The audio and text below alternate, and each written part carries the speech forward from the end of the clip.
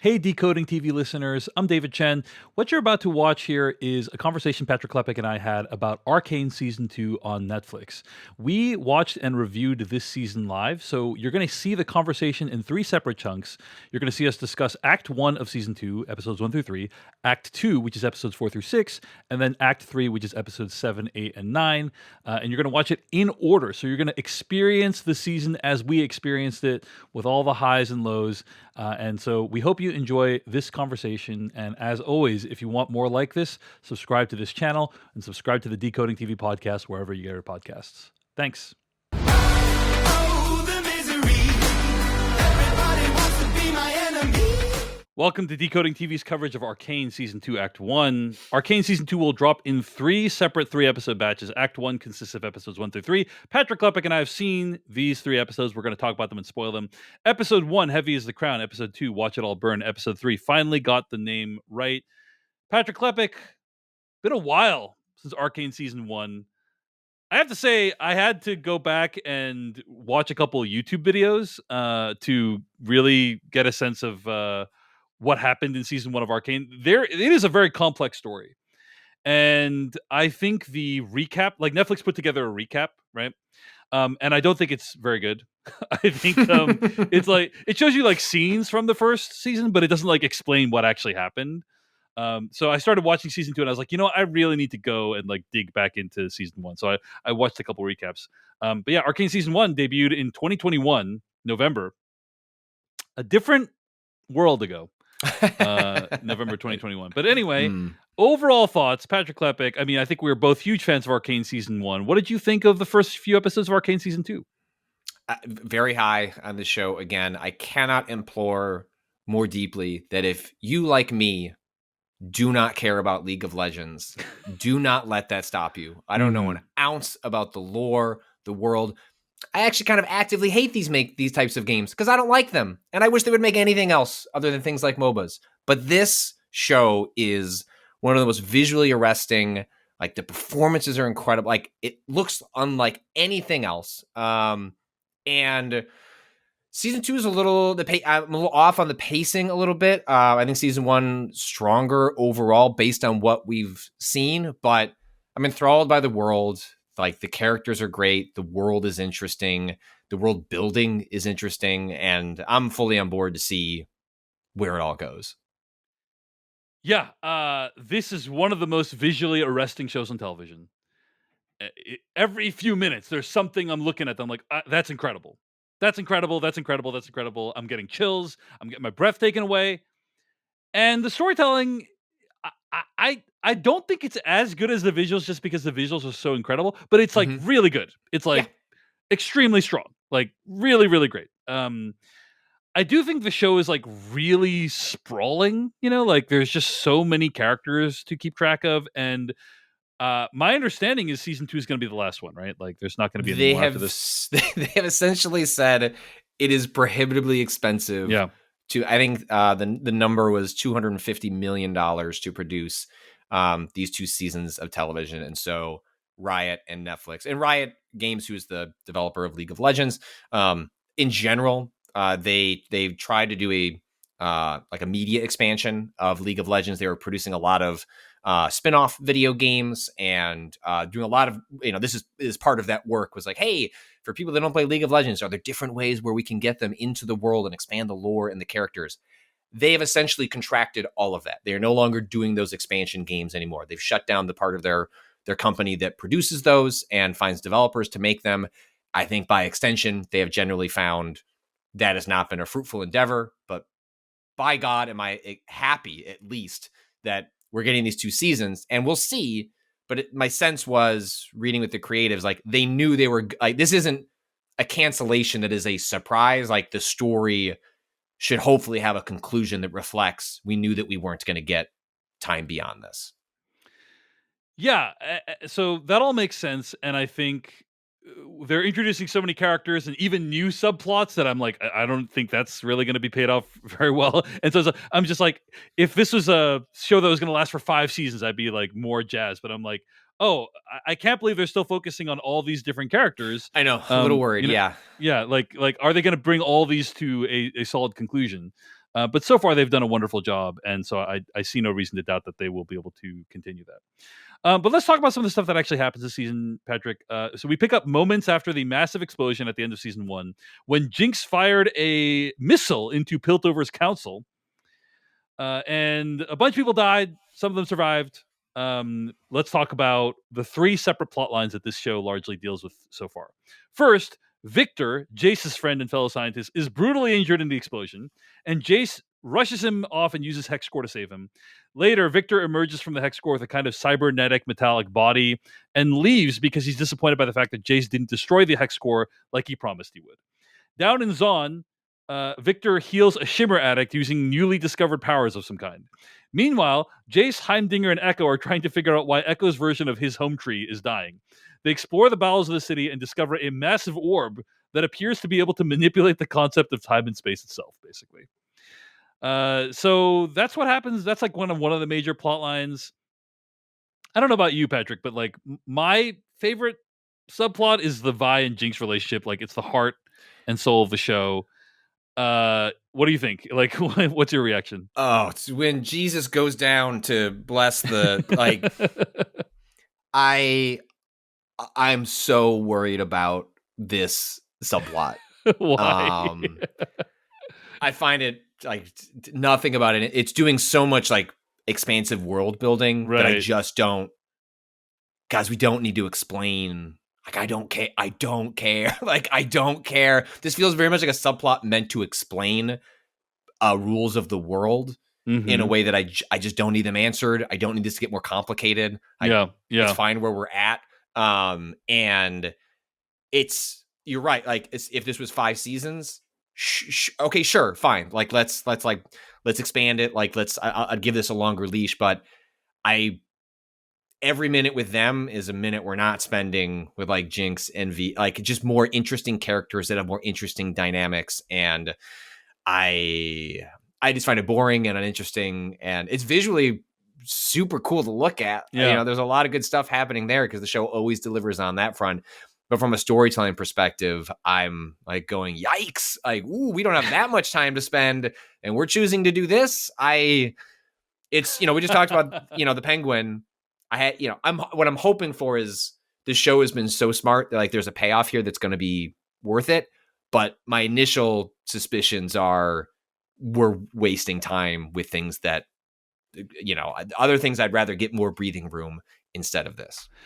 Fair enough on the Victor subplot. I will say I do appreciate that the show is trying to tackle environmental racism to some degree. Like, Sure, it's yeah. trying to say like, hey, all the rich people, they've funneled all the pollution into the poor people place, and it's causing the poor people to suffer more. And that's a core part of the concept of the show, right? The relationship between I think it's the top side or upside or whatever it's called, and Zaun, like the people who live in the cracks, the crevices, and stuff like that. And yeah, it's core to the themes of the show, and that I think is like, oh, it's kind of interesting. I'm curious where they're going with that. But I agree, the Victor stuff, I'm like, I don't know where this is going, and I'm not sure if it's going anywhere good.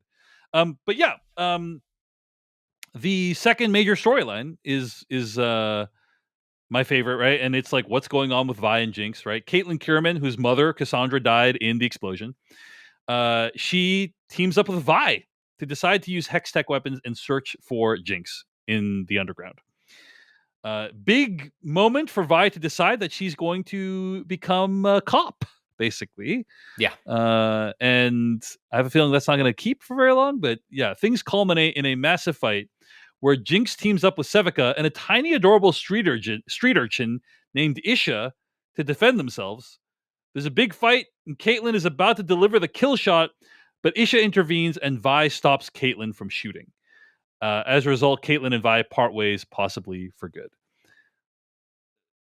Every time there's like a fight scene in this show, I get so excited. I'm like, this show is going to show me something, because every fight scene is different. Like it's animated in a different way. There's like music, like it's so creative, and that's certainly the case in this scene. Like it's ridiculously cool. Like all the stuff that happens in this big fight scene, and Caitlin has that cool like sniper rifle that has like the scopes that like come up, and oh yeah, Sevica has that arm that has the jackpot casino Mhm. slot machine thing that decides what powers it has and all this stuff.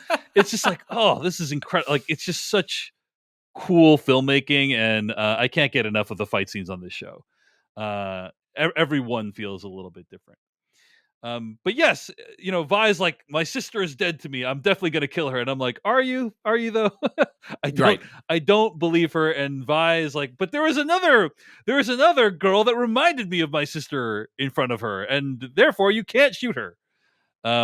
So yeah. Also worth noting that Caitlin and Vi do actually share a romantic kiss, and that's cool to see. Like, there's obviously tension between the two of them, and we got to see it play out a little bit. But I have a feeling that relationship's not going to last very long. Patrick Klepek, any thoughts on the Vi Jinx storyline? Which, again, like I said, this is the reason I tune into this show. I think it's like the core relationship that makes the show work.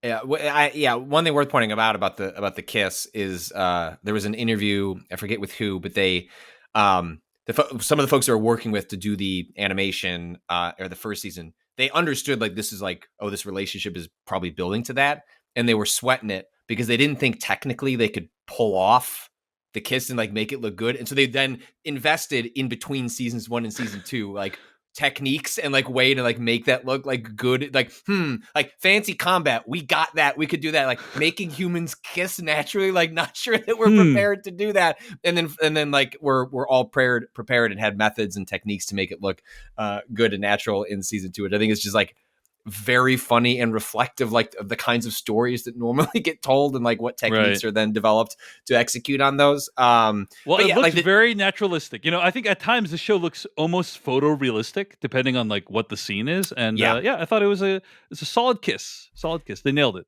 But yes, like Jinx is such an interesting character, and especially like the little I know about League of Legends in general, like she is essentially like like isn't Harley Quinn like a funny little character? And then because in the video game it's just like interesting character mechanics, come up with a story to justify those mechanics, and then as you build an actual world, you like build out backstory and lore. And she has since become something much more than just like a Harley Quinn knockoff, and is like this like much more interesting character, and this show really dives into that. And I think here, even when she has taken this villainous turn, I always want to see her and Vi in a room together, because not that I'm necessarily, it's hard to root for Jinx at this point, right? Like given some of the monstrous actions she has taken, and yet like I think they do a good job of balancing what elements, like her villain masks her humanity. Like we just had a long conversation about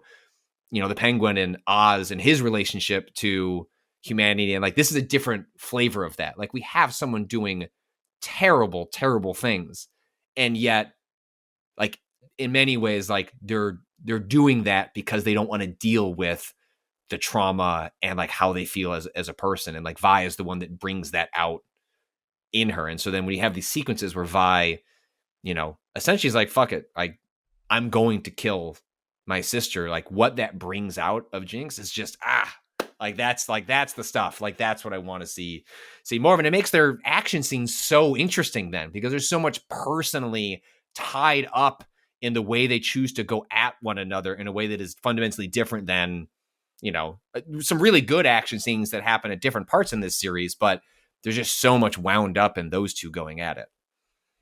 Absolutely. Completely agree with you there. And an interesting tragic relationship. There's kind of this notion of Vi made this decision to kind of cast Jinx out when they were young, right?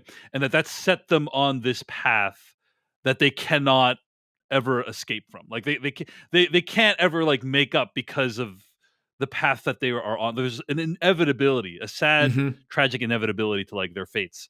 That's like pretty Shakespearean, I think. So anyway, love that component of it.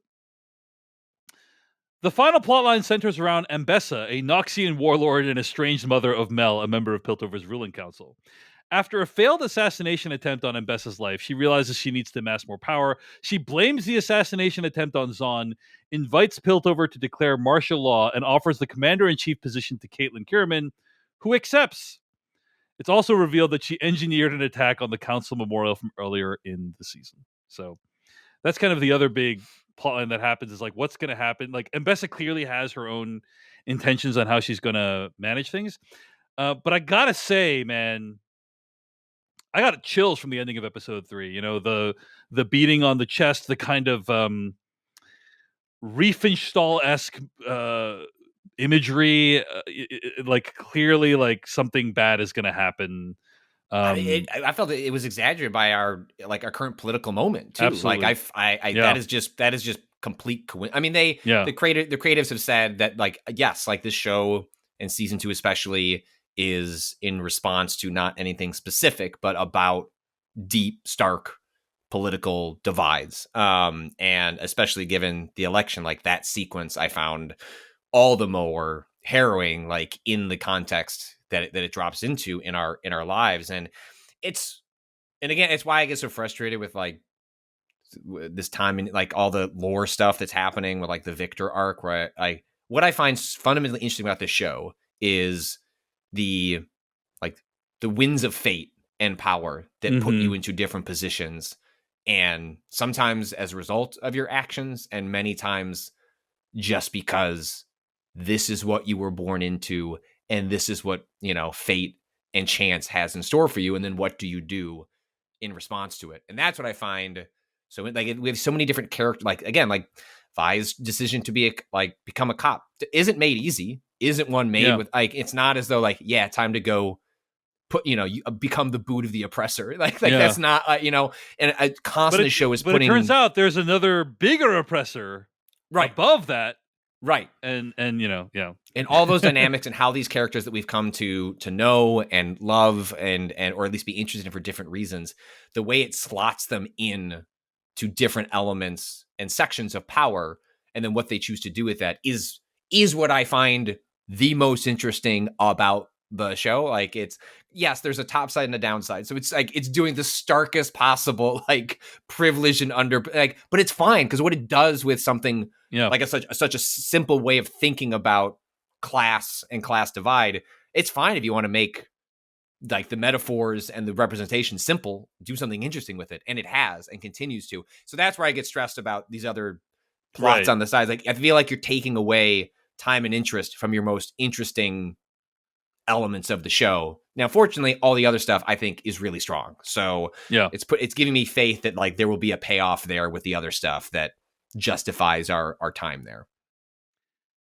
I think it's fascinating because Caitlin Kierman is a very sympathetic character. Like she's somebody who trying to do the right thing, and her mom has died, and you can understand like why she would be angry and want to take revenge. And then I think I have not seen the subsequent episodes, is what we're going to see is this show shows how that grief and tragedy can be weaponized, right? And harnessed towards not great ends. And I think that's going to be powerful to witness. All right, Patrick. Let's. There's a few things I want to talk about in terms of just the visuals of the show. Just like some things I want to give a shout out to. First of all, the fight between Vi and Jinx.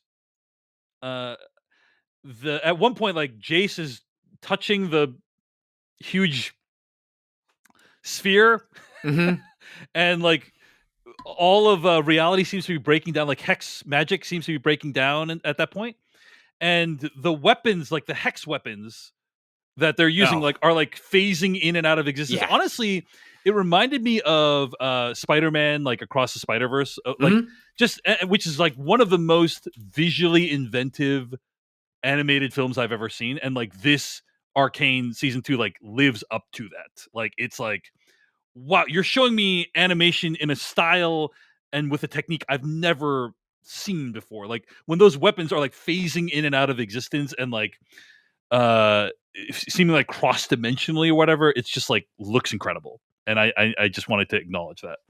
I think it's in obviously Spider-Verse has been sort of I feel like this was a tipping point in terms of how we even think about 3D animation. It's like it suggests, it encapsulated a sense that like Pixar and DreamWorks, which defined how animation looks for 20 years, like Toy Story on, it doesn't have to be that way. Like there is more to what you can do in this landscape than this. And I think Arcane is very much in that conversation where, like, again, like you mentioned, like sometimes it's photorealistic, sometimes it's really expressionistic, sometimes it feels like you're just looking at a painting.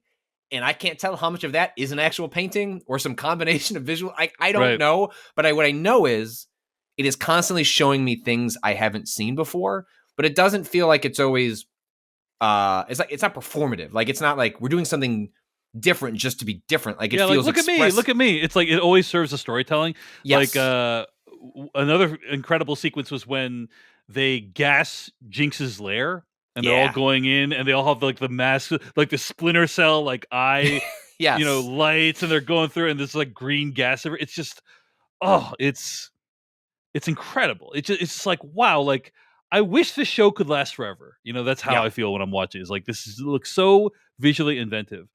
And then the first 3 episodes at least each had a kind of musical opening. Like it's almost like a Bond opening credit sequence, like a James Bond opening credit sequence where there's like this musical opening. It's like impressionistic and dreamlike opening. And I just thought that was like a really cool thing to do. I don't think the first season did that certainly not as much. Maybe it did. I don't remember, but either way, what they did in season 2 with these openings is just like, hey, we're just gonna go like whatever constraints we had, we're just gonna like let's do a thing that's all charcoal, like let's do a thing that's the like charcoal thing is ridiculous. Like Yeah. I cannot believe that feels like something you spitball. Like Yeah, that'd be really yeah. cool. We spend weeks, months doing like this little charcoal sequence. Like no. Like this show is already like come on, we couldn't do that. Right.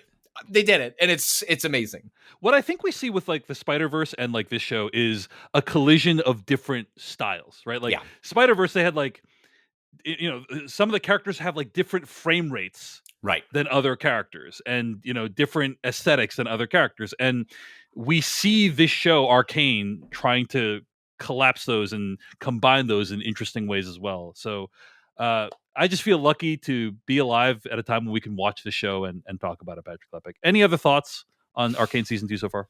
So I wish I'd watched this at home, like on a big TV, good sound, but like I was in New York, and so I ended up loading these up on my iPad and watching it on the flight. And shout outs to Arcane to trying to get me to openly sob like on this like commuter flight from New York to Chicago. There's a sequence where Caitlin and Vi are talking about the Caitlin, like all the deaths she has experienced, and she has this line: "The hole gets smaller, but you never fill it." The hole gets smaller, but you never fill it. And, yeah. like I lost my dad many years back, and like it's these days like things don't hit me in a sad way like on every piece of media the way it was like when everything was really fresh, but then every once in a while like a line comes along and just hits me in the gut, and like that one did, and I'm like put on my hoodie. I was like, no, stop it, like you can't just start sobbing onto your iPad in the middle of this Delta flight. But it was just a really come, Patrick. Let the tears come. That's it was what I just say. it's an incredible line. And Yeah. I just wanted to shout it out because that one really stuck out to me during that particular sequence. Absolutely. Also, I want to mention in a post-credit sequence, multiple post-credit sequences, there's a mysterious figure who's conducting experiments on animals. So we'll see what that ends up being. But yeah, same concern as earlier of like, really? Do we have time for? We only have 6 episodes left for this show ever. Right. I really hope this is gonna pay off in a satisfying way. But You're no stink maw. Smile. Arcane season 2, Act 2, episodes 4 through 6. Paint the town blue, blisters and bedrock, the message hidden within the problem. Patrick Klepek, gotta say, did not expect that the show would go in this direction at this stage. What did you think of Act 2 of season 2? I will say, I like that in Act 2 we get some of the most interesting characters in the show paired up and doing things together. I always like when shows, we talked a lot about this in our discussion on The Penguin. It's always great when a show recognizes like its strongest characters and that they are better together than apart, and find, even if at times feeling maybe a bit contrived, reasons to get them together. So having, Jinx and Vi together like real highlight leads to some incredible fireworks and like wonderful like emotional storytelling. And it seems increasingly that is going to be, you know, just the heart of the show in season 1. It's the heart of the show here. I think the show lives and dies by how it settles with these two characters. And I still have issues with like the pacing and the broader world building that's happening in Arcane.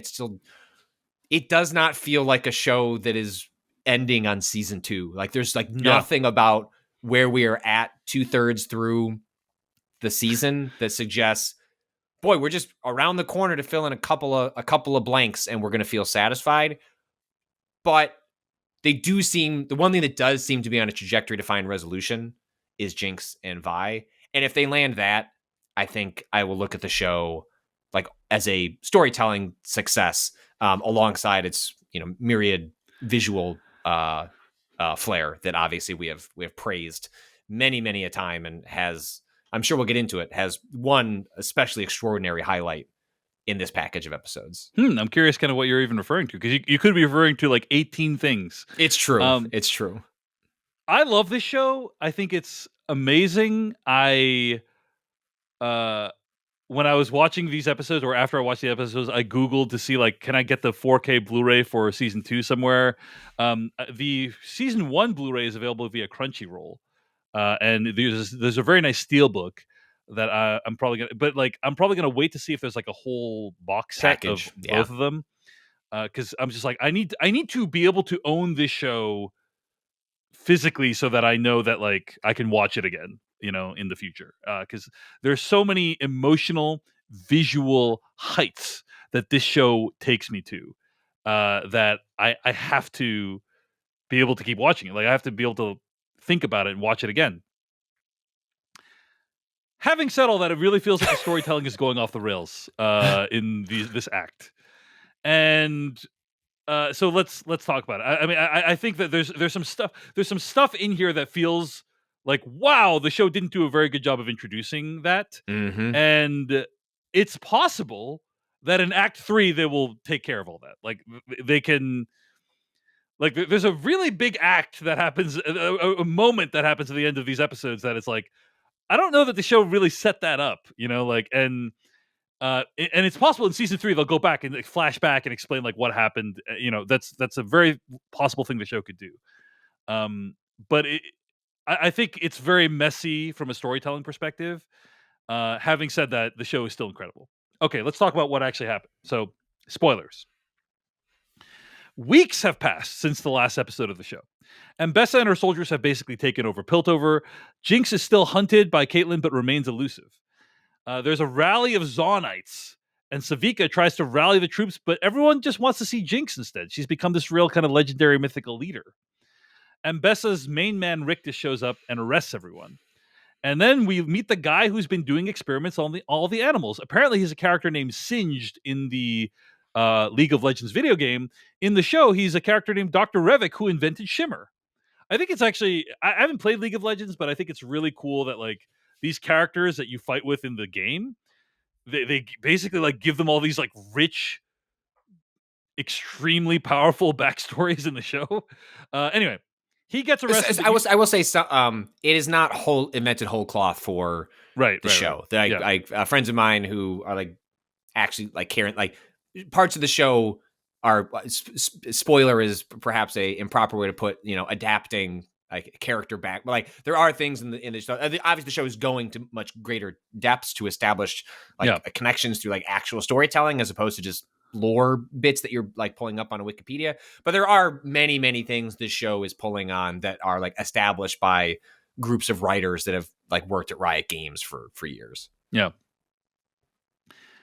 So anyway, Dr. Revik gets arrested, but using a drop of his blood, he summons the beast, who is going to come after him and his location, hopefully get him out of the situation they're in. Eventually, Jinx tries to break all of her acolytes out of prison, but things are interrupted when the beast shows up.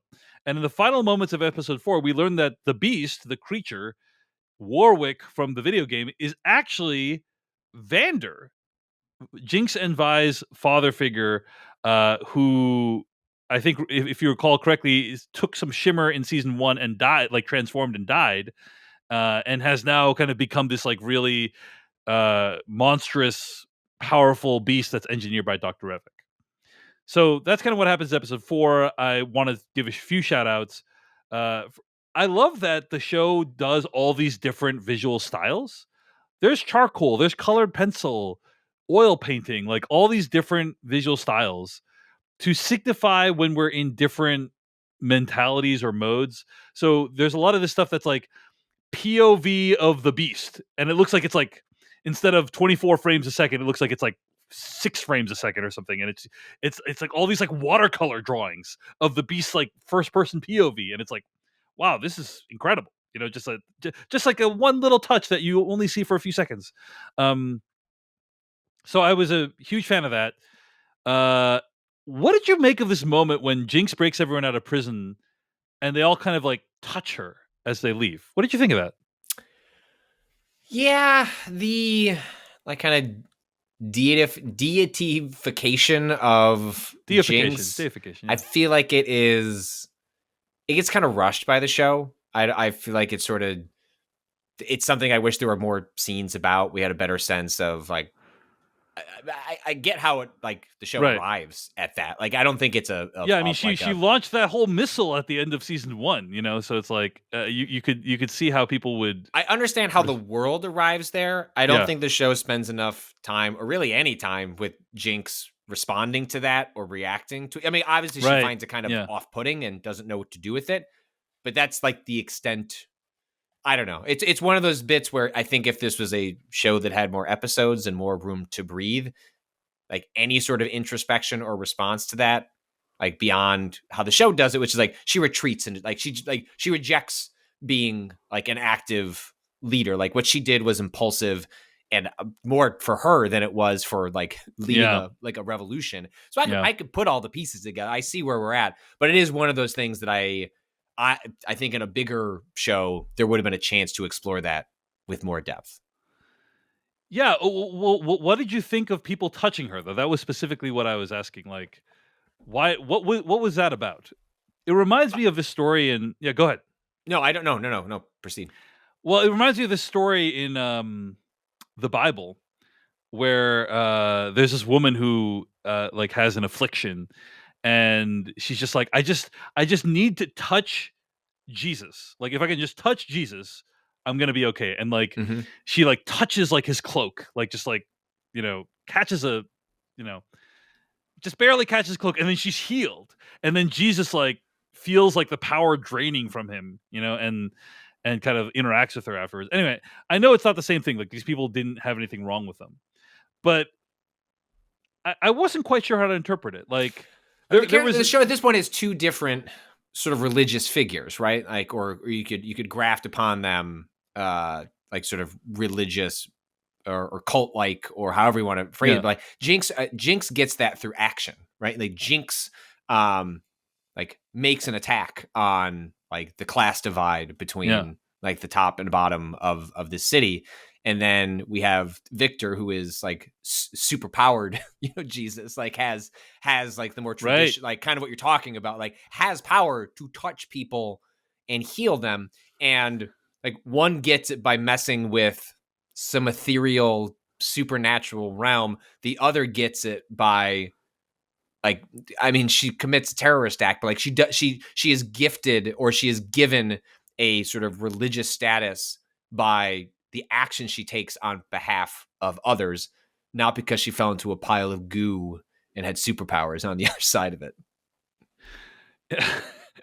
Yeah. But again, I just want to, this is the last time I'm going to mention it. Like, I just want to return to that moment when everyone's touching her. Like, I'm trying to figure out like what is going on. I guess I didn't get stuck on it the way you did. I'm not even stuck on it. I just want to understand what's happening. Like, and I think there were two ways I had of interpreting what happened there. First of all, like all of these people in prison, they like are imitating Jinx. They like have her hair and have dyed her hair, and they're clearly like big fans of Jinx, right? And when she comes in and frees them, they're not like excited to see her. They're not like overjoyed. But they're not like mean about it. They're not like disappointed either, you know? And everyone like kind of walks past her and they all kind of touch her. a little bit, and I was like, what is this? And there's two ways I have of interpreting it. One is that they're like, oh, she is a person. Like this is a mythical figure, and they want to be like, hey, I touched this. They're a physical person, and that's all they are. They're not like special. They're not like magical or anything. They're just like a physical person, and I touch them, and it's like almost like getting an autograph at Comic-Con or something. You know, it's like, oh, like this is you know, I got what I came for. I got what I came for, and I feel satisfied. You know, another way to read it could be like that they're disappointed that she's a physical. Oh, like, oh, you know, this is it. Like, and then they're kind of like touching her because like out of pity or something on the way out, because they all leave. They don't like, they're not like, tell us what to do, Jinx, we'll follow you. Like they just like leave. Anyway, I don't know exactly what was intended there. It sounds like you don't either, but I thought it was like an interesting. It's so different than how we expect those scenes to go. Those types of scenes where like the Liberator comes in, everyone's like, yeah, hooray! You know, like none of that happened. Instead, it was like very kind of profound, quiet moment. So And anyway, we move on from it, right? Like Yeah. Jinx was on her own there's no journey explanation. at that point. She doesn't talk about it. No one talks Nope. about it. Like, Nope. so anyway, curious to hear what people's interpretation is. If you have one, at decodingtv@gmail.com, let us know. All right. Episode 5, even more time has passed. Vi is doing underground bare knuckle boxing. And Jinx shows up in Vi's like apartment and says they need to help Vander. Okay, so Patrick, here's kind of like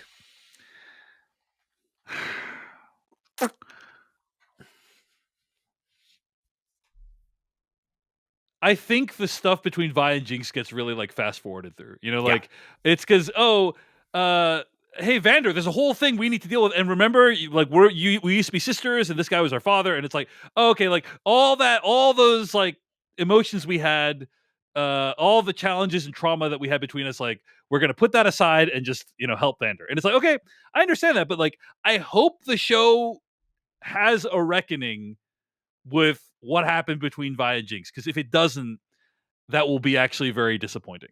If this is how it resolves, it's like, oh hey, we had to help Vander and we discovered our love for each other again. I will be disappointed by that. I think.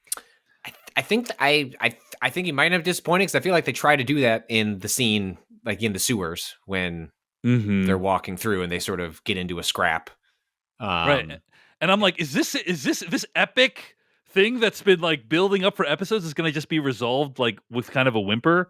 Well, I don't know. Maybe there'll be another musical montage that could settle you, because that's also what this show loves to do. Yeah, they love a good musical montage. Love a good musical montage, and I do too. But it's perhaps telling when it feels like you can see a framework of storytelling coming in a show that only has a limited amount of episodes. We're not talking about a sprawling show, and yet, it has a formula. Yeah. But I love it. But I understand there's a lot of musical montages. So we learn more about Singed, whose name in the show is Dr. Revik. He invented Shimmer, apparently. And also, he's trying to save his daughter. He believes Vander's superpowers may be the key to doing so. Meanwhile, one of Victor's acolytes shows up at the city core and finds Jace, who's been having his own adventures. Apparently, his mind has touched the arcane.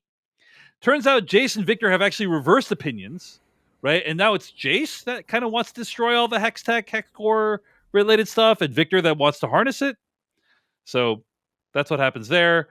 That all happens pretty fast. Yeah, absolutely. That feels like a whole season of philosophical thinking and exploring that happens over the course of 2 or 3 episodes. Yeah, I guess.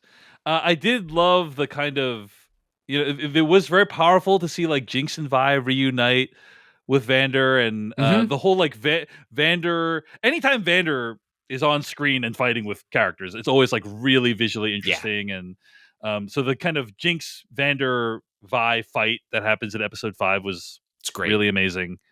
And yeah, it was very moving, to have them all kind of embraced as a family again. We also get some like flashbacks to Vander, younger, and he and Silco used to be friends, and you see like what his relationship with Jinx and Vi's mother was, and kind of interesting.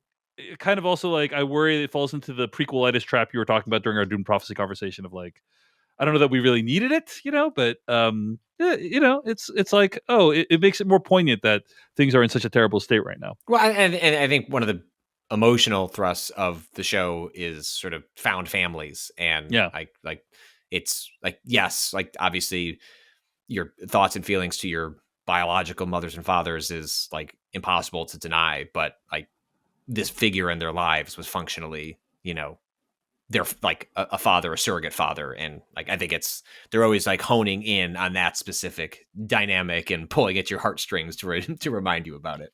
yeah. In the final episode of Act 2, Jinx, Vi, and Vander go to Victor's peace camp commune, hoping to heal Vander. Vander's psyche is deeply entangled with that of the beast, and Victor spends a lot of time trying to separate them.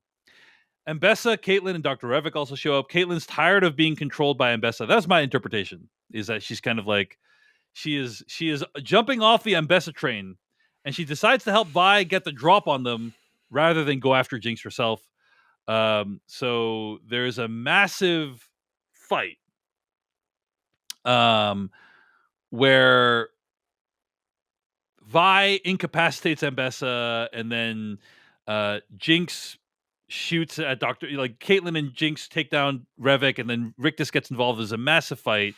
Even just to pause, like one of the most powerful emotional parts of the end of part 1, right, is like Caitlin walking away from Vi, and then 3 episodes later, they're back on the same team. It's too fast. Like I thought that moment was really powerful. Well, it's super cool when Vi throws a little like net capsule up into the air, and then it flashes back, and then it shows you everything that happened until that's super cool. No disagreement but here. I agree. Like, why did Caitlin agree to help Vi? Like, that's it's you basically even if they fill it in later. Part of what it like, it's less than I need an answer. Like, it's not a missing answer. It's that part of what is appealing about a television show is the time you spend with and away from characters in different places that creates like emotional grounding and resonance. And to just whiplash between like it should feel like a season ago when she said goodbye to Caitlin and they were angry at each other. And now I expect like they're going to be back in bed with, I don't think they've slept together, but you know what I mean? Like they're going to be kissing again, like fairly soon. It's like, that just feels way too fast for all of this to have happened. There needs to be some kind of reckoning, some kind of emotional catharsis for these things, right? And there isn't, and maybe it will come, and that'll be nice. But yeah, it does feel like a bunch of shortcuts are taken so far, and I'm like worried about the final act of like, is it really going to do honor to like these relationships in a way?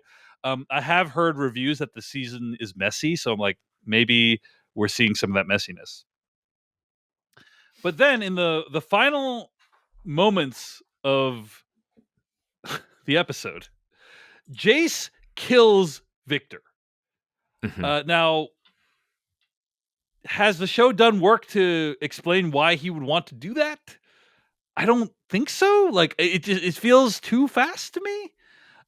And this is what I'm really hoping the next episodes explain. Like I hope we get some kind of flashback or monologue from Jace to be like, my mind touched the arcane, and that's why. By the way, speaking of mind, there's this amazing sequence in this episode where Victor kind of goes into Vander's mind, and it's like all in this like really impressionistic, abstract visuals. It's just like, oh wow, it's a great way of representing like a abstract superpower that like we've all seen like like mind powers depicted in animated and live action form. It's really hard to do, and the way it's depicted here, I think, is a piece of, when you mentioned before, having unique visual techniques to represent like different modes of emotional storytelling, right? And this isn't as simple as slowing to 6 frames and using watercolors or charcoal, but it's in the same philosophy of like trying to find ways artistically to express a mode And that's one of the coolest ways I have seen. Like mind entanglement is not a new there's nothing new about that idea, but how it's presented, which is a lot of Arcane. A lot of Arcane isn't like groundbreaking story ideas. It's wrapped, it's the presentation and how it conveys those emotions that is often the groundbreaking part of Arcane. I agree. Like, if you go back and look at some of those sequences, like every shot is so incredible. Like, and you often only see these shots for like 3 seconds. You know, you see a thing, it's like, oh my, that was amazing, and then we're already on to the next thing, and that happens so many times during the course of the show. There's a really brilliant sequence in the second season of Invincible where he goes to the main character goes to the comic convention and talks to the artist that the comic book artist that he really likes, and there's the whole dialogue where essentially it's like a meta commentary on what it's like to animate shows and the different shortcuts that animated shows take in order to like make the shows that you love. And Right. like Arcane is like the exact opposite. Yes. What if we did the most audacious throwaway thing possible that we'll get no repeat use out of for the rest of the show? Yes. Greenlight it. Yeah. Yep. It feels like a miracle that the show exists. When I'm watching it, I'm like, I can't believe this exists. I can't believe we get to watch it. It's amazing. That's how I feel. Should we say no to this idea? No. No. This is a show where we say yes. Yes. Yeah. And then, of course, there's the final moments of the show where Jace kills Victor, and then all the people Victor helped to heal in the past they all die in very horrifying fashion.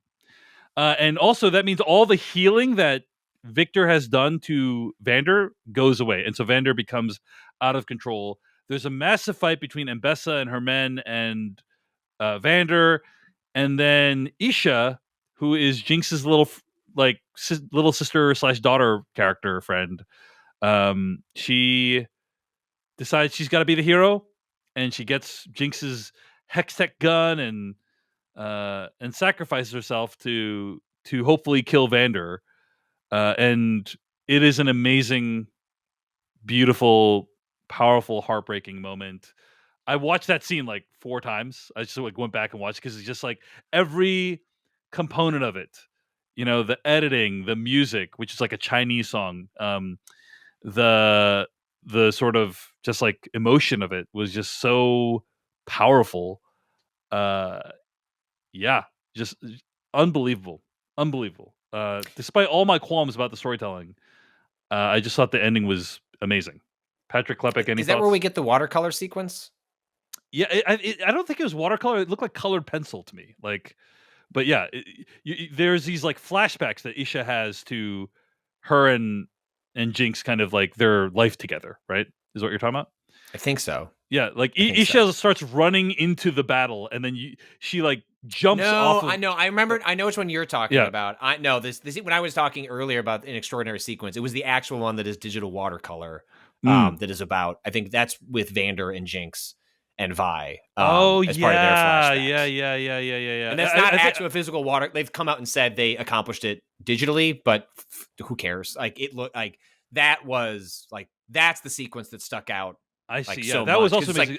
Because it's stark white, and actually the pencil one is the colored pencils is similar. We're like, it's wild because like they don't even pretend like they're presenting it like you're watching a page, it's breaking like all facade at that point. Yeah, that you're in a world, and that like you feel like you're just looking at somebody sitting down with watercolors and like painting something for you. And I found that to just be really, and both sequences are great, but then they're, the colored pencils, watercolor, those are certainly connected in terms of what they're trying to achieve emotionally and aesthetically. And I thought both were tremendous. I think the sequence you're talking about is like Victor exploring Vander's mind, and like you're seeing like what he's finding, and Vander's like consciousness is just barely there, which is why like the water, it's not just like fancy shit. It's like the watercolor is like part of telling the story of like how sort of threadbare his connection to his past is, right? It's like not fully drawn. It's just kind of like these impressions, these abstract ideas. Mm-hmm. Anyway, yeah, super effective. So, okay. The only other thing I didn't really mention is Mel is kidnapped by Black Rose and has a whole little adventure there, and I don't even know what they're doing with the subplot, Patrick. Like it's, I'm it's just like, choosing to believe it will have some resolution. Every time it comes up, I'm like, yeah, like okay, uh-huh, you have this character having a whole separate adventure off doing her own thing, and it's like sure. it's too bad because I think Mel was like kind of a cool character in season 1, and she's kind of been really sidelined this season. And one of So the coolest looking characters. yeah, Like the yeah, design of her regal yeah. dressings is really something to look at. But yeah, it sticks out as a like, is this just quietly setting up a spin-off? You know what I mean? Like, is this gonna Yeah. like be like a spin-off, like as we like the main Arcane story like settles at between, you know, Jace and Victor and Jinx and Vi, but then like this Blackthorn something is like a show that I don't know. It sticks out in a weird way. I do think that despite all the messiness of the Jason Victor and the Vi and Jinx stuff, I do think that the Jinx and Isha storyline was done really well this season. Yeah. You know, like Isha is a character that doesn't speak for basically the whole season, and despite all that, you get a sense of what their connection is and why they would be drawn to each other. And so when she dies, it's really heartbreaking. So anyway, uh, I'm really nervous about the final act, Patrick. Like I'm like I don't think they're gonna be able to tie all this up satisfyingly, but Here's the thing: it's Yeah. gonna look gorgeous. Like, that Absolutely. is like whatever qualms you and I will probably have with the storytelling. yep.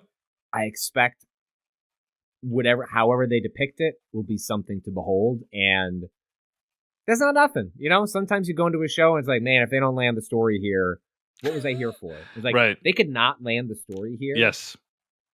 But I know they're gonna, because I'm just so easy to manipulate. Like they're gonna pick a really good song to make me Mhm. cry, Yeah. and it's gonna look really pretty, and somebody's gonna be dying, and that'll probably be enough for me to, in the moment, ignore the very messy storytelling that's getting us to this point.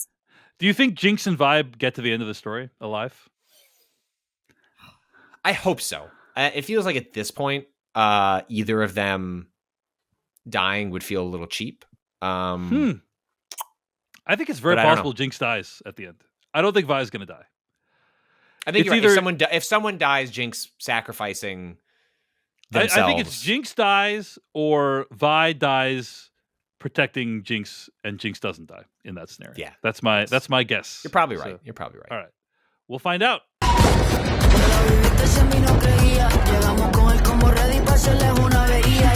The final 3 episodes of the show. Episode 7, Pretend Like It's the First Time. Episode 8, Killing is a Cycle. Episode 9, The Dirt Under Your Nails. Patrick Klepek, usually I ask you to open and share what you thought about the show that we're going to be discussing, but I'm actually going to open this time and say that I am so grateful to have been alive when this show is coming out, to be able to watch the show, experience the show. I plan to buy the 4K Blu-rays of both seasons. I plan to rewatch the show. I plan to be moved and thrilled and excited by some of my favorite sequences over to go. I plan to tell other people to watch the show because it's so great. So I love the show. Okay? I think it's a great show. Mhm. Overall, it's one of the greatest animated things I've ever watched, possibly one of the greatest things I've ever watched ever. Having said all that, I have to say I don't think they quite stuck the landing on this one. and I think the way I would describe it is, you know, if you told me, hey, they're making an animated series off of League of Legends, you know, and when I watch the show, Arcane seasons 1 and most of season 2, I'm like, what are you talking about? This doesn't have to do with Arcane. This doesn't have to do with League of Legends at all. Like, this is just its own independent storytelling. For 99% of the series, that's how I felt. But if you watch the final episode of the show and you told me, hey, by the way, this is based off League of Legends, I'd be like, oh yeah, that makes sense. You know, like, and I'm not saying that's a bad thing necessarily, but it felt to me like, oh, this is a show needing to conform to what its origin point, like its origin was. It's a show that needs to kind of fit itself into the constraints of League of Legends, as opposed to we're taking League of Legends as a starting point and going off into like these wild, unpredictable places. Like if you told me, hey, if I just watched season 2, episode 9, and you're like, that's based off League of Legends, I'd be like, yeah, that makes sense, complete sense. Yes, of course. Why wouldn't it be? Whereas for most of the show, I wouldn't have said that. And that is because the rest of the show is so much more imaginative and tangential and exploratory and random than I think a quote unquote a show based on League of Legends can do. So still love the show, still think it's great. Was a little bit disappointed by how it all wrapped up. Patrick Klepek, what do you think? I was really rooting. I've been trying to hold back on this season because I wasn't sure where it was going, and so much about the first season I was so impressed by that I was willing to suggest to this show. Hopefully, by the end, what you're trying to accomplish makes sense to me. And while it remains one of the most beautiful things I've ever watched, I do not regret a minute spent with this show. It's remarkable that it was made at all. I found season 2, like by the end, like upsettingly disappointing from a storytelling perspective. Wow. Season 1, like a really interesting mix of questions about class, race, like places in life. Is political violence? What are the limits? What can be accomplished through things like political violence? Right. And then season 2 says, yeah, but what if there was like a big world-ending event where everyone just threw away their reasons for hating each other and united against some sort of like world-ending typhoon that was at the top of a mountain? Yeah. And then they all just kind of go their separate ways. And that's perhaps, I think that's a little bit of the end of this show, leaving it like a really upsetting taste in my mouth, because it became clear as season 2 was going along, they were headed in this. And I kept being like, well, hopefully the Victor and Jay stuff. And like individually, I don't mind like the Victor and Jay stuff. I actually think like where their story ends up as a character arc for them isn't bad. But what it represents in a show that had not much time to tell a story, and what it chose to emphasize, the speed at which it raced through character arcs. This is 2 seasons at minimum of a television show, like jam-packed into one, and ends up destroying a lot of all the interesting questions like posited by the end of season 1. Whoosh, just rushed away like in service of something else, especially in the back half season 2. Like imagine a season 2 that ended with them discovering Victor as sort of this kind of Christ-like powerful figure, healing, and then season 3 is all about like, well, what would unite like these two like completely different parts of the world together, not to forgive one another, but because like in being united, like taking on a bigger threat. Like, you know, there's a world where this like the basic storytelling they're trying to accomplish here works, but the way it's presented, because of the rush nature of it, certain parts are emphasized to just such a degree. It's visually gorgeous. I think all the like the Victor and Jay stuff is wonderful to look at. I just found myself profoundly disappointed that this is where it chose to spend its storytelling time in just such a limited window for the second season. I think we're in complete agreement on this, man. Like, which is rare, but yeah, I feel largely the same way. It really does feel like the show is trying to configure all the characters in a manner such that they can have this big battle at the end. Because hey, it's like the League of Legends game, right? And like they have all the runes and the powers from the game, you know. And oh, isn't that cool? And it's like, okay, yeah. I mean, first of all, it does look really freaking cool. Okay, so no question there. Obviously, the show knows how to deliver good action. There's never been in debate. But it's like, oh, we need to get all these figures into place. Doesn't matter how much we need to like fast forward past these plot lines to get to that point. Doesn't matter how much we need to like jam these characters into these positions. And yeah, you're right. Like a lot of character gets sacrificed along the way, in a way that's quite disappointing. That said, there are still moments of greatness. So let's talk about what actually happens in the show, right? So in episode 7, I will say this, Patrick. Episode 7 started me off on like a optimistic note because in our last conversation, I said, "Oh, I really hope they freaking explain why Jace was a madman." Because otherwise that's going to be very disappointing. And then episode 7 then proceeds to flashback and do exactly what I had hoped it would do, right? So episode 7 begins. We learn what happened with the characters who were at the Hexgate core a few episodes back. Echo has been transported to an alternate universe in which Vi died. Hex Tech never got discovered, basically. And then he tries to reverse engineer Hex Tech with Powder's help because Powder is no longer Jinx in this universe. I actually thought this is like a bold and great episode. Like, it's like, oh, you see what was lost, like the life that all these people could have had, Silco. It's basically like, hey, if they hadn't discovered this world-changing technology, like everyone's lives would be better, other than Vi being dead. Like everyone's lives would be better.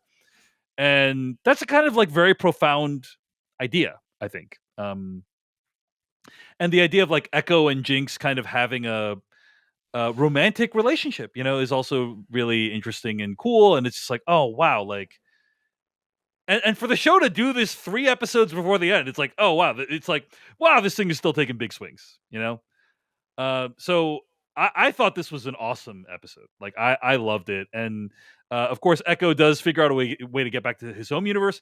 He also separately figures out a way to create a device that will take him back in time by a few seconds, which I thought was kind of interesting. And then we also see Jace get transported to what people online have described as like future world, where Victor's actions lead to the destruction of Piltover, and then he's like, I gotta go back and stop Victor, and that's what leads to the events of episode 6. So I thought Jace's whole thing was awesome too. He falls down the pit and he needs to like eat lizards to stay alive and like grows out a beard and like all that shit. I thought this was a great episode. Patrick Klepek, did you have any thoughts? Yeah, no, I agree. And it's a show that, or it's an episode that slows down, right? Like this is a show in general that has a relentless pace. It has so many ideas, like wants to just keep pushing forward. And like irony of irony is like the moment where it just pushes, like briefly pulls back from that impulse, it like results in like one of the best episodes of the entire series. Yeah, it's really good. Because really it doesn't feel propulsed to like get to the next bit, like to resolve this so that the next thing can happen. And that just is this notion that's and this mode that the show is operating in all the time. And like the characters being, or I guess Echo in particular, like, I can't believe I'm stuck here. Like it's like the show like almost using a storytelling like technique, like a way of like, let's just invent a way, a story for this episode that just forces us where we can't get these characters out of the situation. Like we need to live in it. The characters need to live in it. Right. And it gives so much more weight to what comes later. And also I found it to be like reflexively, I was disappointed that the show didn't find more ways to operate in it. But like in some ways, I love all the different like ways that the show animates itself and uses different animation techniques in order to convey different emotions. But then when you watch an episode like this, it often suggests that the show is often using that as a shortcut. Like it is being economical, efficient, and provocative with how it's doing storytelling through its animation techniques, its like musical cues and things of that nature. And much of what makes that episode work is just like good writing. Like it's just the show. There's nothing flashy about many of the sequences. It just slows down and lets these characters live for a moment. And it's just not something the show does often enough. I think that's why it sticks out so much, especially in this bundle of 3, because we're just off to the races once we get out of here. Yeah. But there's so many profound ideas of like the moment when Echo, the original Echo sees Jinx through the portal, and like they share a moment before like the real life Echo in her world wakes up, and what's that conversation going to be like? Like all this amazing stuff in the episode is just, it's great. So Patrick, we're like, oh wow, I'm optimistic about how the show's going to end, right? Like it was like Silo season 2, episode 1 is like, wow, amazing. All right, episode 8. The Black Rose wants to recruit Mel, but she eventually makes her way back home while being infused with magical powers. Meanwhile, there's a war brewing. Victor, who's been made one with the Arcane, offers to enhance Ambessa and her soldiers in exchange for access to the wild rune beneath the Hex Gates, which he's going to use to create perfection among the people. He's basically like the Borg, Yeah. He's basically like, we're going to add everyone to our collective, and there's going to be no more pain and suffering, and everyone's going to be one. I remember Jeff Kanata talking about X-Men Apocalypse. You remember that movie, the with Oscar Isaac? And I remember something that he said that just sticks with me. It's like whenever there's like an evil villain who wants to take over the planet or something and control everyone's minds, you know. And then Jeff Kanata said something on that episode. He said, Jeff Kanata on the Filmcast podcast, he said, and then what? Like, okay, so you control everyone's mind and everyone's like, then what? Then what are you going to do? And basically what I'm saying is, if Victor had listened to that episode of the Filmcast, like, none of this stuff would have happened. You know, It's like, true. he would have been like, you're right. Nothing comes after that. Like, it's nothing interesting. And, you know, Victor learns a valuable lesson that actually it's our imperfection. It's our imperfection that creates our desire for war and suffering that actually leads to great art and amazing passion and moments being created by the human race. And so therefore, my plan sucks. And Jace, you're right. Let's go off into oblivion. But anyway, there's also a scene where Jinx is in jail. Vi goes to like ask her to come along. Jinx escapes, even though they end up on the same side anyway. I don't know what the point of that was, but whatever. And then Caitlyn and Vi, there's actually like a mildly graphic scene where Caitlyn and Vi actually like, you know, are brought together. And so that's kind of nice. But anyway, all roads lead to Piltover in episode 8. And it's basically Ambessa and Victor versus Jace, Mel, Vi, Caitlyn, and Jinx, right? Like those are the two sides. Now, I think the show did a pretty poor job of setting up who these characters are and like why, or not who these characters are, but like why they're fighting against each other. I'm particularly shocked that Jace is theoretically the good guy after what we've seen him do in the last few episodes. Like, because he's so crazed. He's coded as like an insane person. And he's so crazed, it's like that doesn't seem like a reasonable person. But we're actually supposed to be rooting for Jace, so that was a little confusing to me. Am I right about this, Patrick? What do you think? No, there's a lot of stuff that, like, and even I kept waiting. I was like, every time the Black Roses stuff would come up, I was like, am I supposed to understand what's going on? Right here? It was the one time. It was the one time in the show where, and I've tried to resist this impulse, which is when like a term is mentioned that I'm sure is from the game. Yeah. Should I just go look it up in Wikipedia? Yeah, should you just Google it? Yeah. And for the vast majority of the show, like part of the reason I recommend it is if you know what League of Legends is and that makes you want to fall asleep on the ground, like it did for me when I found out like this show is getting highly praised, do not let that stop you. Like this show is very inclusive and like not exclusive. Like it is, you can just watch it and enjoy it on its own terms and you won't feel like you're constantly missing out. But this season 2, especially when so many new things are being introduced, like I was like, I actually need someone to like do some exposition on this Black, like what's going.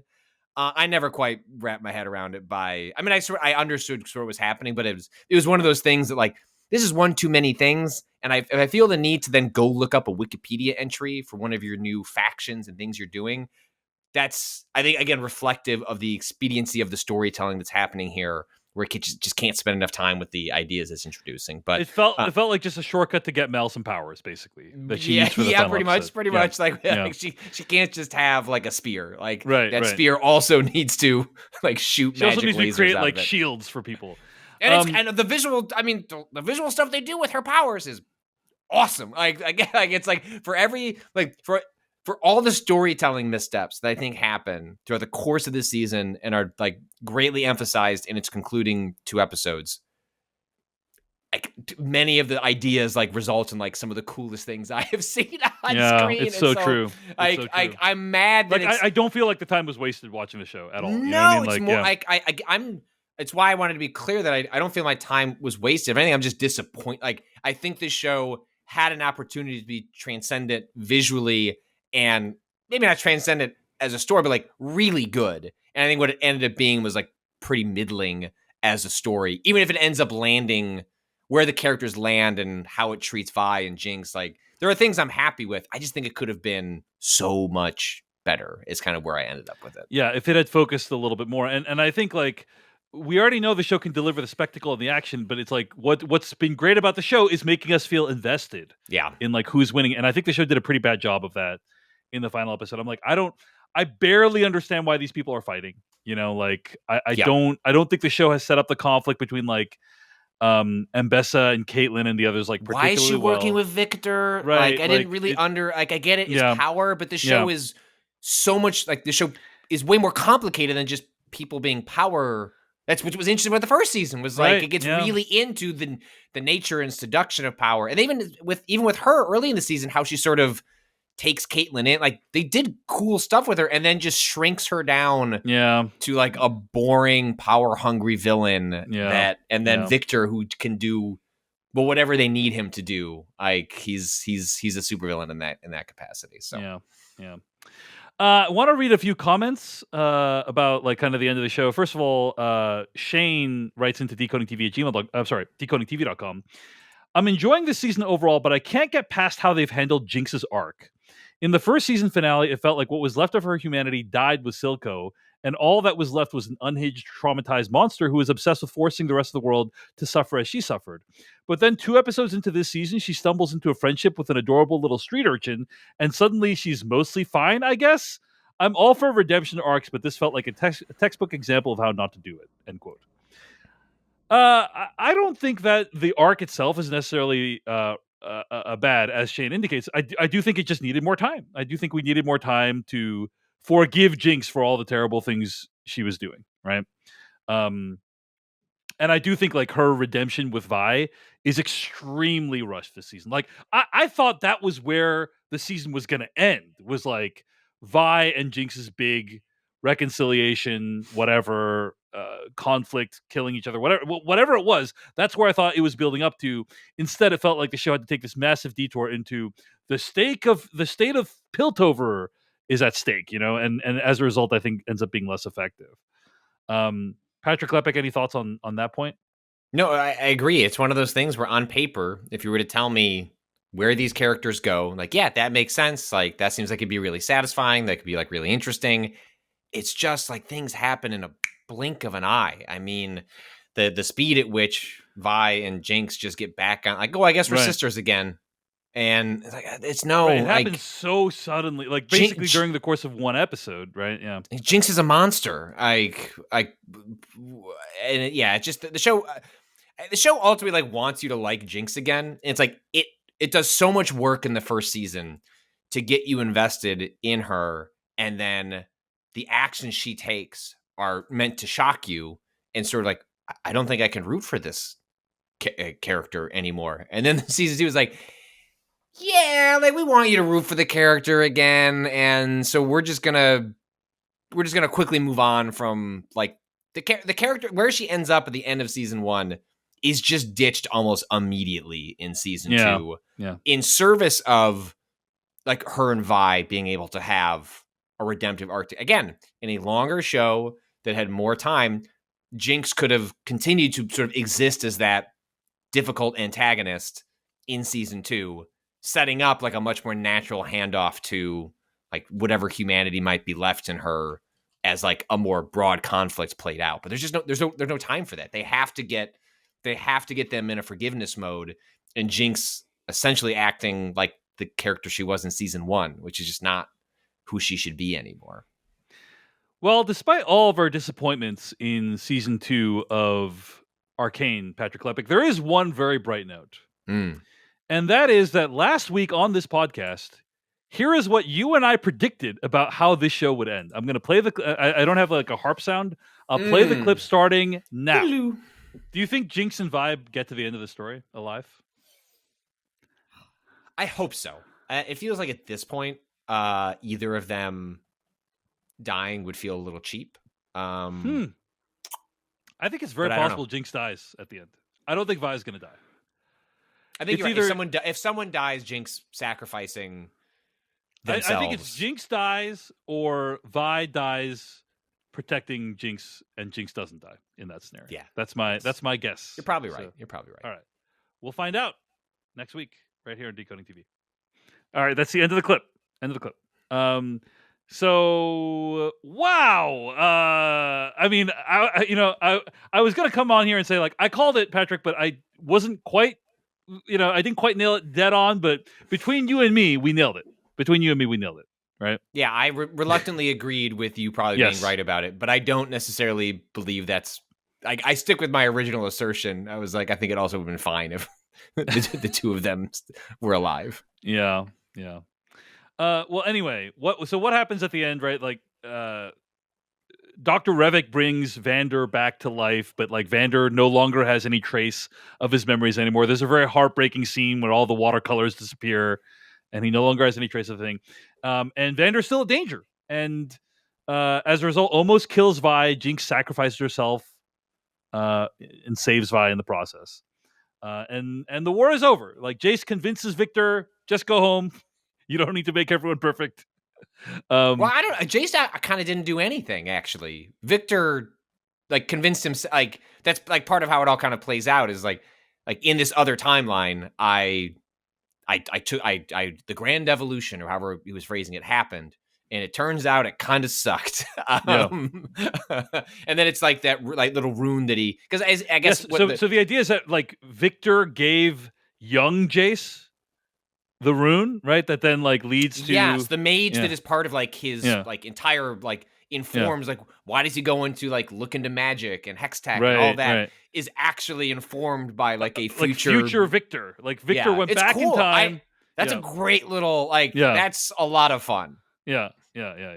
So you're saying Victor realizes something's terrible, goes back in time, gives this thing to Jace, knowing that Jace is going to give future Victor the message: don't kill everyone, basically, or don't destroy the city or whatever he's going to do. Yeah, kind of a cool idea. But whatever the case, Jace and Victor ride off into the sunset, ether, whatever.